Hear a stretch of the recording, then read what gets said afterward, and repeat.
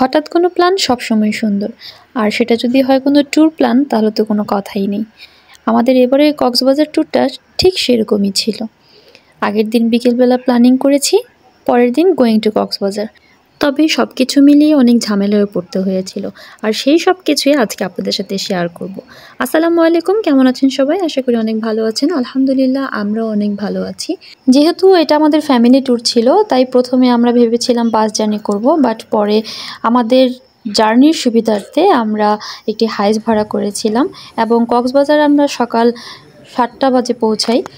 এবং ওখানে নাহিয়ানের ফ্রেন্ড সাদের পুরো ফ্যামিলি ছিল, ওরা আগেই চলে গিয়েছিল। ওখানে ওদের সাথে আমাদের দেখা হয়।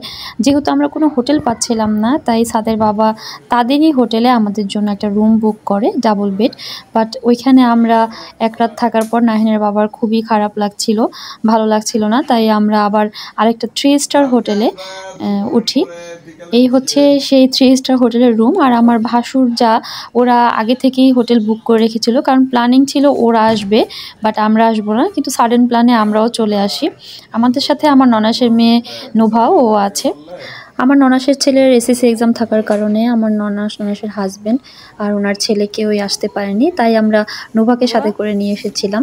কারণ পুরো ফ্যামিলি চলে আসছি, নোভা মন খারাপ করবে, তাই ওকে আমরা সাথে করে নিয়ে এসেছিলাম। এই বেডরুমটাতে নোভা, নাহিয়ান এবং ফালাক ছিল। ওদের বেডরুমটা অনেক সুন্দর। আমাদের আগের হোটেলের প্রবলেম ছিল একই রুমে 2টা অ্যাডজাস্ট বেড, খুবই আনকমফোর্টেবল লাগছিল। যাই হোক, আমাদের হোটেলটা ছিল লাবণী বিচের কাছাকাছি, আর আমাদের বেডরুম থেকে একদম সি বিচ ভিউটা ছিল।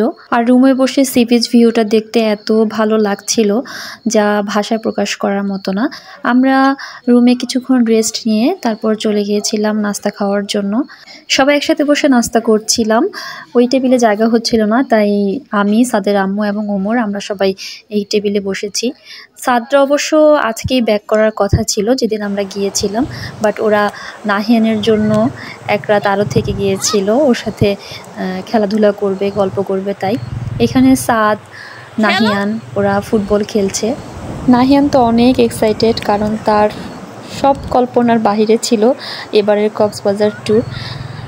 তো নাহিয়ান এখানে খেলাধুলা করছে, আর এইদিকে ফালাক খুবই আনন্দ পাচ্ছে। পানি দেখে দেখে সে বারবার আমার কাছে দৌড়ে চলে আসছে। নাহিয়ান তো ঢেউ দেখে বারবার শুয়ে পড়ছিল, আর আমি বারবার বলছিলাম যে তুমি কিন্তু একদম দূরে যাবে না, কারণ যেহেতু তুমি সাঁতার কাটতে পারো না, যেও না। তাই ও কাছে কাছেই ছিল। আর এইদিকে ফালাক আমার হাতই ছাড়ছিল না, বারবার ঢেউ দেখে পিছনের দিকে দৌড় দিচ্ছিল। ও ভয়ও পাচ্ছিল, আবার পানি থেকে উঠতেও চাচ্ছিল না।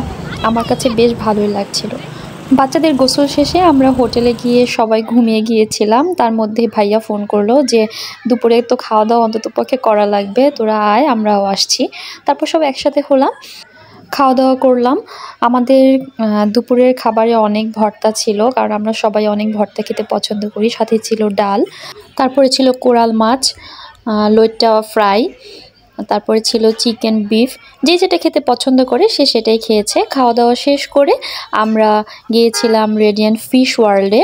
এখানে ভাইয়া টিকিট কাউন্টারে গিয়েছে টিকিট নেওয়ার জন্য। এখানে পার পারসন টিকিট ছিল 300 টাকা করে। আমার কাছে টিকিটের প্রাইসটা একটু বেশি মনে হয়েছে। এখানে এন্ট্রি করার সময় ওরা একটা এন্ট্রি পিকচার নেয়, যেটা ওরা পরবর্তীতে ওদের মনিটরে ডিসপ্লে করে থাকে।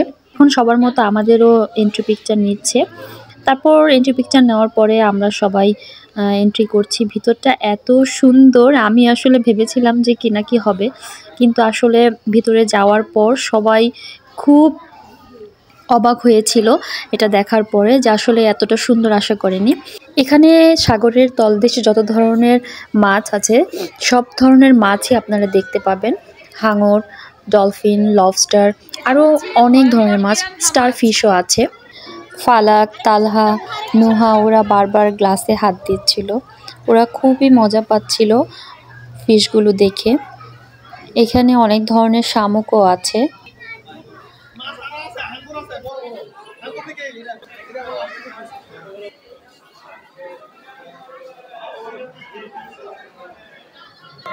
এখানে অনেক কালারফুল মাছ ছিল, এই মাছগুলোকে ফিডার দিয়ে বাচ্চারা খাবার দিচ্ছিল।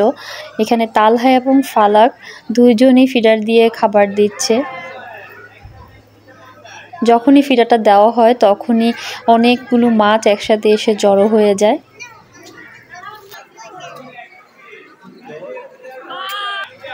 এখানে বাচ্চারা এত মজা পাচ্ছিল যে এখান থেকে আর যেতেই চাচ্ছিল না। তারপর ভাইয়া জোর করে ওদেরকে এখান থেকে নিয়ে আসলো। ফিশ ওয়ার্ল্ড ঘুরে আমরা চলে আসলাম এখন বিচে, কারণ সবাই একসাথে এখনো বিচে আসা হয়নি। কিন্তু ফালাক এখানে এসে তার মুড অফ হয়ে গিয়েছে, কারণ সে সেখান থেকে আসতে চাচ্ছিল না এবং সে এসে এখন এখানে বায়না করছে পানিতে ভিজবে, যেহেতু সন্ধ্যা হয়ে যাচ্ছে।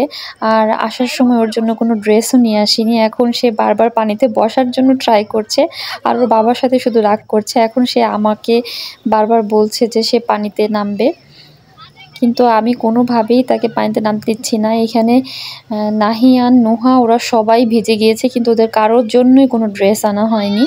ফালাক এখনও মুড অফ করে আছে, কারণ সে ভিজতে চাচ্ছে। এই যে রাগ করে চলে যাচ্ছে সে।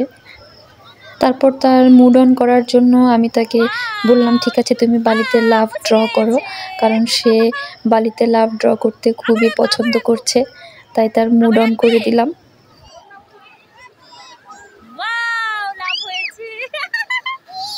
সন্ধ্যা হয়ে যাচ্ছে, সূর্য ডুবে যাচ্ছে, বাচ্চারা সবাই ভিজে গিয়েছে। তাই আমরা সবাই ভাইয়াদের হোটেলে আসলাম। এখানে সুইমিং পুলে সব বাচ্চারা আবার এসে গোসল করছে। সুইমিং শেষে আমরা সবাই রাতে একসাথে ডিনার করেছি। আর ডিনার শেষে সবাই আবার যার যার মতো আলাদা হয়ে গিয়েছি, যে যার যার হোটেলে চলে গিয়েছিলাম। আমার কক্সবাজার ডে 1 ভিডিওটি এই পর্যন্তই। আমাদের আরও নতুন নতুন ভিডিও পেতে আমার ফেসবুক পেজটিকে অবশ্যই ফলো করে রাখবেন। আজকের মতো এই পর্যন্তই। সবাই ভালো থাকবেন, সুস্থ থাকবেন, আমাদের জন্য দোয়া করবেন। আল্লাহ হাফেজ।